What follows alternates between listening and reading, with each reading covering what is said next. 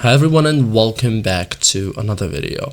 So the Disneyland mobile app is essential for park tickets, lightning lane, mobile food orders, maps and hotel features, so it's important to keep your phone powered throughout the day.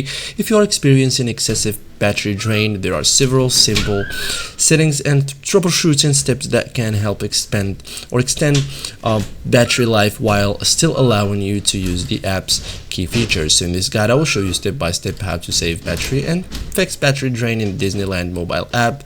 As first thing you have to do is turn on battery savers. So before entering the park, open your phone settings, enable low battery mode or low power mode or battery saver for Android. This limits background activity and helps extend battery life. You can reduce screen battery usage like to lower power consumption, like reduce your screen brightness, enable auto brightness if available, and shorten your screen timeout or auto lock settings. You can also optimize location service, or like Disneyland app works best with location services, but you can still reduce battery usage, so leave location services enabled for the Disney app if you need maps or nearby features.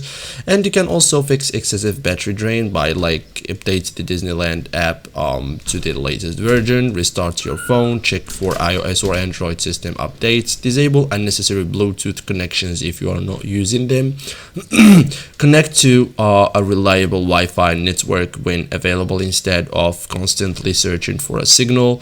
So these steps often resolve unexpected battery drain. Okay, so you have to keep your phone charged, so throughout your visit bring a fully charged portable power bank, recharge your phone during meals or shows. And that's it guys, thank you for watching and see you in the next tutorial.